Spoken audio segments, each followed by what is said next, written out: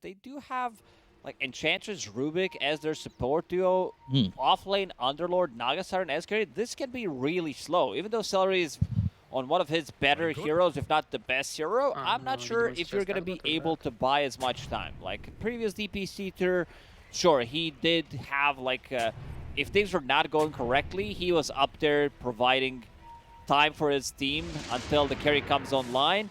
But it's a very sluggish lineup, I would say, other than Ember Spirit. I think Quinn needs to do a lot for them to be able to succeed in this one. And how's his matchup over mid? Because not good. Yeah, that's the big thing, right? Like we've seen Quinn in 2 matchups that have been a little bit tough, and now you're saying he needs to pop off. So again, just hoping. First game, he was playing into Bloodseeker as Pango, did extremely well, didn't die for a long time. Second game, again, playing into Huskar, didn't get too much out of the lane, still did good in the game, so not too worried about him. And so odds again here for esportsbet.io get even more favorable for Gaimin Gladiators. After a loss, it shifted more their way. After a win, it's even more their way.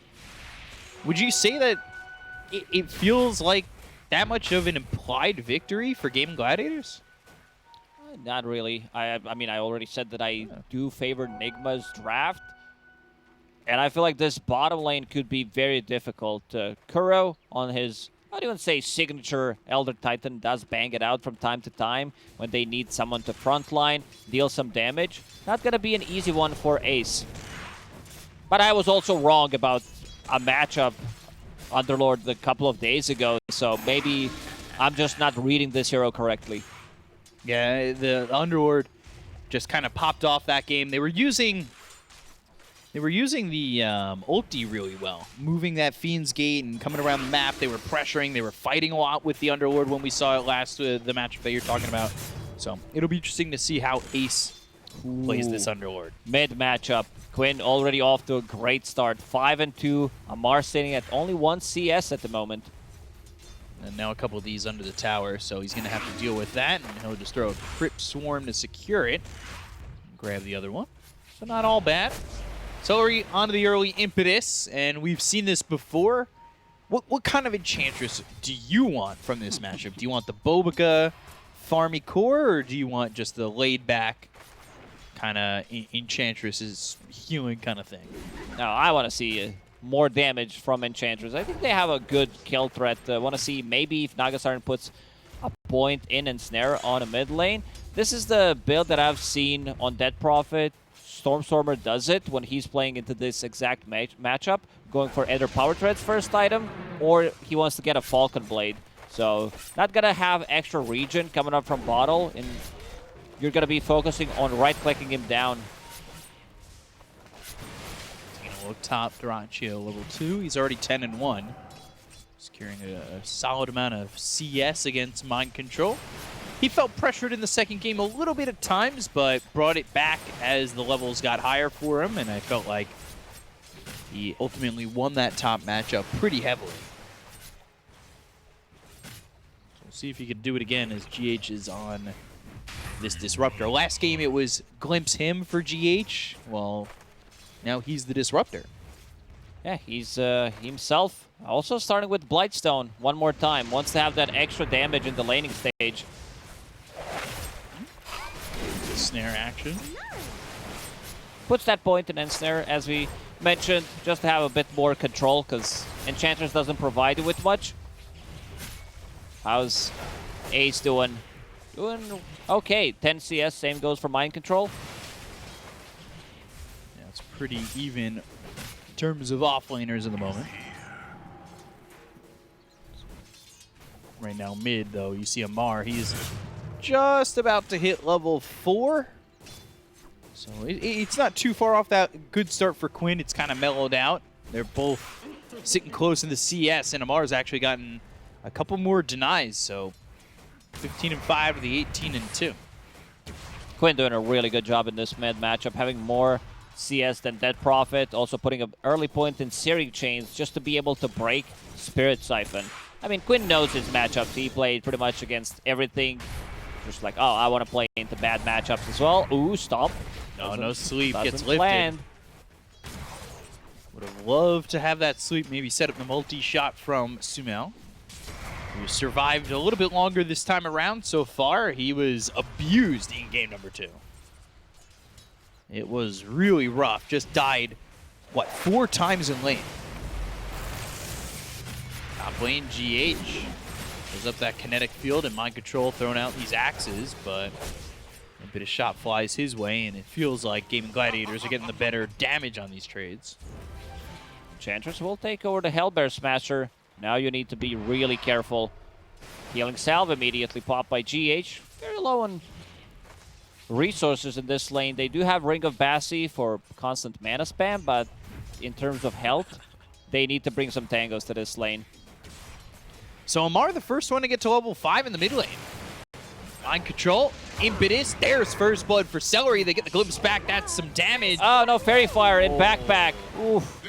So he'll die, but still has this Hellbear to try and body block GH, doing a good job, and throws in the Thunderclap. So GH, with Ratio around him, will eventually die. And that is 2 kills in this top lane for Gaimin Gladiators.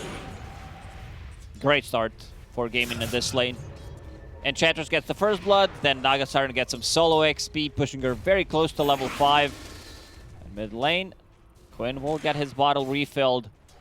And now Amar also taking over this mid matchup, sitting at 29, 30 CS against 25 for Member Spirit. A lot of damage on this Elder Titan.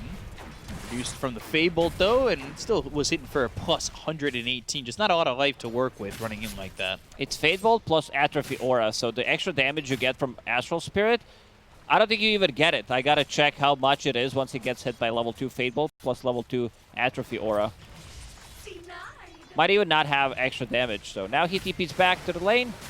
TP back to base. Mind control again, in trouble. Yeah, glimpse, and ooh, can he get this kill? He can't. Celery getting another one. And that Warpine Raider is going to help get it. MC shot it to death. Another one. Oh man, this point in Ensnare early on. Yeah, it is obliterating them. They're getting the second once more. So every time they have killed in this top lane, it has been in pairs. He plants a seed Gets for pair. Celery to grow, and he's getting bigger. Level 4, it's going to be level 5 Enchantress compared to ET, who's only level 3 on the other side. Lanes, again, going so good for Gaimin Gladiators. That Prophet is level 6, does have point in Exorcism. Let's see if they can use it. The problem that is arising in this game is the same problem they had in game number 2, right? Amar does well over mid, but it's on him to carry the entirety of the game, and they shut down the side lanes, which becomes an issue because Mind Control in the last game didn't recover, and Sumail, it took him Not too long again. to get back, and Mind Control now running away again from that Warpine Raider with a seed shot. Glimpse on Ratio, but it's not really producing much more than a little bit of damage. Now the axe is Song Forest. He's going to TP back and will keep his life, but that was close. Power Treads on Strength, Magic Wand, very tanky Raid Band as well. Ooh, these axes, they do hurt. 4 stacks already. Let's see if GH can find a glimpse. Kinetic field, axes! Whoa! And Celery spotted and kill. But the seed shot, and this Warpine Raider was not enough to get the kill. Did some damage. They'll bring in Tofu, who's looking for a Fade Bolt kill, and will get it. Also hits Mind Control, so he needs to kind of walk his way back. Got a Doesn't have that freebie. home yet. Tofu TPs, leaves Ace in this bottom lane because his creep wave is underneath the tower. Does have Vanguard right now, so he doesn't die in this lane. So Male is only level 5. Quinn, his bottle again being refilled. Regional Rune bottom. Seems like Nigma Galaxy will secure it unless he can steal it with Slide. He cannot. It's on cooldown. So GH denies it. Yeah. Unfortunately, they couldn't take use of it and get Amar back to full health and mana. You can't risk giving it over to Quinn. You can see Ace, you were talking about him having a free lane. He is top of the net worth. So everything going well for Gaimin Gladiators as all 3 heroes now appear at the top of the list. Get Naratio with the glimpse. He doesn't have Song this time. Primal Roar. Amar comes in, and they should get a kill, but the telekinesis. Amar thrown back. Dyrachyo still falls. The Fiend's Gate is a little bit late. He was thinking about getting in there, did not want to commit to it. Kuroki even looks. Yeah, Kuroki also wanted to follow him in the adventures. First rotation from Quinn. Searing Chains, Sleight of Fist, Sumail, Sleep. Oh, Nice dodge. There's And also the blocks dodge him. with the Remnant, and we'll get the kill on a Sumail. That was a double dodge and block. Woo. Perfectly executed. I don't think you can ask for more. Dire's top tower is under attack. Orb of Corrosion, Phase Boots, early cheap damage from Ember Spirit, so those slides, they are gonna hurt. Amar still didn't use Exo 9.5 minutes into the game. Usually you want to get that first Exo, maybe keep the tower at like half HP, then finish it off, but they also didn't make any rotations to his lane. Hellbear running at Amar. Tofu, he just throws a Fade Ball. I thought maybe they'd want to lift him up, throw him back towards Quinn. Bottom tower is under attack. Stack is also spotted. They'll kill it off with the Crypt Swarm. Amar, he's sitting close to the top of the net worth chart, but you can He see the steals rest a of big the one. squad. Easy 40 gold for Celery. Another stack on that Ancients, too. They got to be careful about protecting these stacks, though, right? Yeah, Celery also did block the big camp with his Hellbear Smasher. Beastmaster needs those stacks to be able to recover. Straight Song trying to find the right spot to move back to. Instead, we'll just go north towards the tower. Not going to TP out. They've got the glimpse. They had the vision. And after the Song, they've got the roar. And they're going to kill it on the Naga Siren. Uh-oh, that is not what you want at all. Quinn and Ace are going to combine for a try here on a kill. Firestorm not going to be committed, and Kuroki eventually spotted with the Slight and killed off. So that's not exactly equivalent exchange. Let's see if they decide to defend this tower. Maybe Quinn does have DD in the bottle and TP available, and they're going to smoke. Still at half HP on this tower. Going down and giving up. Radiant are scanning. I like that both offlaners are going for Crimson Guard as their first item. Dire's top tower Something very different than what we've been seeing in terms of like Guardian Greaves being one of those early items. It's great against Raw Ranger, Beastmaster, his summons, and now Amar in trouble. Here comes the Fiend's gate. Yeah, that means Ace is up here with a Pit of Malice to lock down Amar for a second. Impetus, Telekinesis, and back into the Pit of Malice. So Quinn gets the kill onto Amar, and with the Fiend's Gate, they'll go back towards bottom. Everybody's showing up.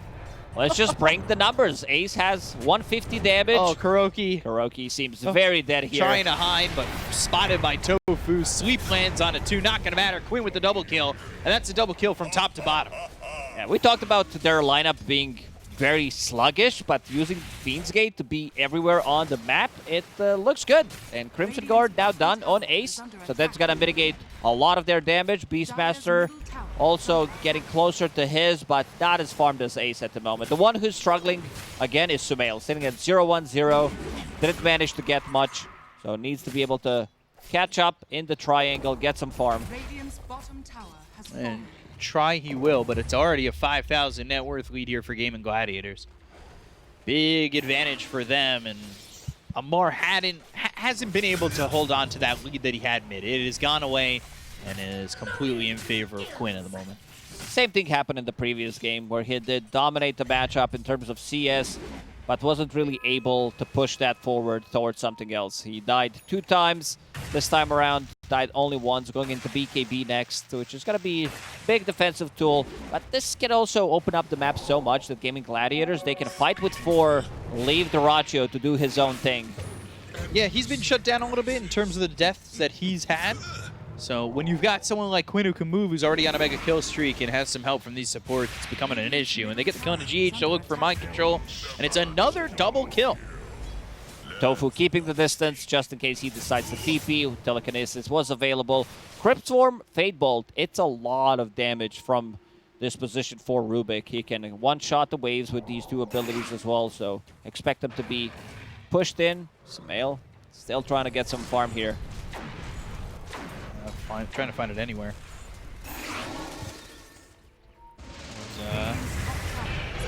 Glimpse into the Static Storm. Kinetic Field is up, and Ace is dead to Amar. First splitter flies across, and they've also got the Sleight of Fist Searing Chains, but with so many heroes from Nigma Galaxy. Big commitment. 3 ultis used just to get a kill on Underlord, and I don't think they're going to be even able to deal damage to tower. I mean, they're pretty happy that they're getting any kills they can get, but this also allows Gaimin Gladiators for next minute or two to be able to play map much more aggressive. And you can already see Celery trying to wrap around. Hoping that somebody steps on the steps. Sleight of Fist, Searing Chains, and there's the follow-up stun. Fiend's Gate, they're coming in from behind. They want to go. They've got the Crypt Swarm from Tofu and the kill on Umar. So Celery, he has been a part of a lot on this Enchantress. He's 3, 2, and 5, involved in 8 of the 12. You've really felt his impact from the lane to the mid game. And this is going to be another tower. Gaimin Gladiators off to a hot start, keeping that pressure going. Every single time Nigma Galaxy uses any of these big abilities, they get something in return. The net worth lead is just continue to go up. It's 5K a moment ago. Now it's 7,000. Draccio top of the net worth after being towards the 3-4 slot. Sleight of Fist from Quinn. And they'll run forward with speed as they go and drop the Pit of Malice down. Static Storm. Does have Siphon on the Tofu. Spirit Siphon, right clicks from the Drow. Sumail caught on the Pit of Malice once again. They're going for Kroki. Tofu's going to survive. And he goes to the Spirit Siphon himself. And now Tofu alive. Up on the high ground with like full health. They find Sumail, kill off the Drow, and they want more. Thank you, Ice Frog. That's why I said Siphon as soon as he stole it. Oh no, the Roar used and just dead. Static Storm on top of him while one Spirit Siphon is running, gets another one, steals axes, doesn't even use all the charges, survives there, back to full HP. 9K gold lead for Gaimin Gladiators. Things are falling apart for Nigma Galaxy. Spirit Siphon on its own is OS Frog, but when a Rubik ever grabs it, have we ever seen it gone more any other way than just survival? It's insane. Siphon me, I'll siphon you. Let's see if they decide to defend this tower. It doesn't seem like they're going to be able to do it. Extra damage from Orb of Corrosion. Sleep, but they're also underneath the vision. Deep Observer Ward plays by Celery. It's going to scout any move that Nigma tries to make. They can't defend that, and they'll lose the tower. I would almost want to have Spirit Siphon all the time if I'm Rubik. Just feels like a cheat code. There's some good spells you can steal in this game. Nothing like super spectacular. Crypt Swarm, if you want to push things out, if you want to have a bit more damage. Echo Stomp is an okay-ish one. I think Glimpse, of course, Static Storm, Roar are the big ones, but the cheap ones, Glimpse and Spirit Siphon, of course. Yeah, it feels very strong. I feel like I listed every single ability in this game, pretty much. You did. I was counting on my hands. I was like, all right, he's got this. There are a couple of left, and the others want auras, so... Yeah. So, Guardian Greaves almost finished for Ace. And just the big difference from him on the Coddle to here. Really securing the farm, playing more aggressive. Felt like his lane was dominated much more so. And there it is. Dragonlance next for the Enchantress. I love it. I'm always a big fan of the high impetus Ench from the support role. Now, this hero can deal some serious amount of damage. And now Nigma Galaxy, top part of the map. Maybe they can find Draccio. Fiend's Gate immediately. He scouted them with the illusions. The gate opens, and these heroes, they want to leave. Draccio over to the side. They've got the silence to go to the Primal Roar. They're going to try and get the kill here with the Static Storm out of Queen, but he's starting to run away, and Amar gets blown up by Celery. It's a 5 position with the impetus. Who's the carry? I am. Mind Control stuck in the song, and so are his allies of the supports. Is Kuroki, GH. They're nowhere for them to go. They'll lose both their supports, and, well, you may turn yourself into a pig, but you're still roasted. They're just losing fights here and there. All it took was one illusion from Draccio to scout things out. Immediate Fiend's Gate. They show up, they use Crimson Guard plus Mech on Quinn. While Flame Guard is running, they know that they don't have enough damage to kill him. Drow Ranger also struggling. He did invest into a Shard, which is a good pickup against Naga Siren and her illusions. good farming tool, but still very low on net worth. Enchantress is gonna take over in a minute or so. Yeah, that's going to be an issue. Just farming so well and getting all these kills. He is 6, 2, and 9, so 15 of 19. Whoa, Nelly. So well for Gaimin Gladiators at the moment. No real answers for Nigma. I'm trying to think of something, like some way to come back into the game. Somebody disconnects. That's one way to start things off. There's still Roshan available that they didn't kill in a 20-minute game, considering how much they're controlling the map and not allowing Nigma Galaxy to do anything. Sumail is gonna get out. If they would have played safe, Guardian Greaves has just been finished. Celery with the enchant, slowing him down. Impetus shots, running away from the Enchantress. Oh no! Supposed to be a 5 position. Not looking like one at the moment. He almost does have carry kind of farm if you're on Nigma Galaxy. There's no displacement tool. Maybe they tried to sneak in, go for Roche with Exorcism, which is not that easy of a task. Amar on a different side of the map, waiting for his BKB to be ready. That's been a big thing, right? Like, you talked about how he didn't go for the Exo to take out that tier 1 tower mid initially, and kill there onto GH. From thank you. He doesn't even have to go through the gates. Yeah, but it is fun. Big fan of the animation. You're just flailing around, getting sucked into the Fiend's Gate. Seems like Nigma will not defend this tier 2 tower at the bottom. A lot of sustain, even with 2 points in Nature Attendance. Ace, Guardian Greaves, Crimson Guard can sit there. Doesn't need to care too much about any of the damage being thrown at him. Nigma Galaxy, very limited amount of farm that they can get. Anything that is across the river or close to the river, they're not getting it. This is rough. We'll steal Crypt Swarm, throw axes at the same time. 5-man smoke. And they might just find Celery, and that's it. 2 seconds till Nature's Attendance is back and available. He'll pop it, try to survive. Right-clicks in from Sumail. And they're still trying to get him. Eventually he'll pop. Throw down that Elder Titan ult, and Amar with that Orchid. They want to force a BKB out of him and get back. Yeah, they do finally get the BKB, but Amar not retreating immediately. Never mind, so that's he's an not issue. committing with the siphons. Uh-oh, Sleight of Fist, Searing Chains, BKB, it runs out. They've got the stun thanks to the song from Dyrachyo. They've locked him up, and with the Pit of Malice down under the feet of these two heroes, they'll clean them both away. Amar, he dies. Sleight of Fist in. Quinn with the BKB going out of the back lines, looking for Sumail. They'll look for the sleep, but it's not going to do anything. They've got the stolen Primal Roar. It's on a Sumail. The Sleight of Fist, they'll take him out. Down goes Kuroki. GH will be the only one who TPs out. And that was all after an aggressive play onto a 5-position Enchantress. So much done by Tofu in the previous fight. First, he has that Crypt Swarm, gets some damage done, uses telekinesis defensively, which we've seen time and time again as a great pickup against Disruptor, against Beastmaster as well. Push him out of the trouble, then steals the Roar. Yeah, this game's looking pretty over. Enigma has like almost no damage. As you said, they almost managed to not kill Enchanters there. Maybe if the Guardian Greaves was available on Underlord, it was on cooldown for a couple more seconds, he would have survived there potentially. And would have output more damage and turned that fight even quicker. Go for the tier 2 over mid. Yeah, and I like how they separated the fight. As soon as he procs the BKB, they fall back a little bit, see how they're going to reset. And all this time, they're fighting underneath their own ward that they have on the high ground. They are like, yeah, we can still take this fight. They re-engage after the BKB is down and just completely wipe them. Level 16, another double damage on Quinn. I feel like he had 4 or 5 double damages in this game. There's a lot of games that I've sensed recently, it's the only rune that exists.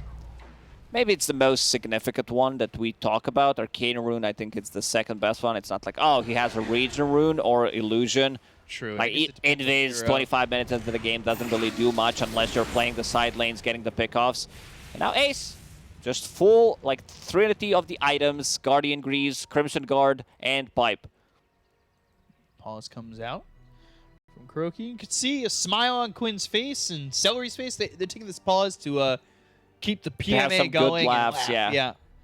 It was some kind of a banger joke for sure. What do you think it was? Knock joke?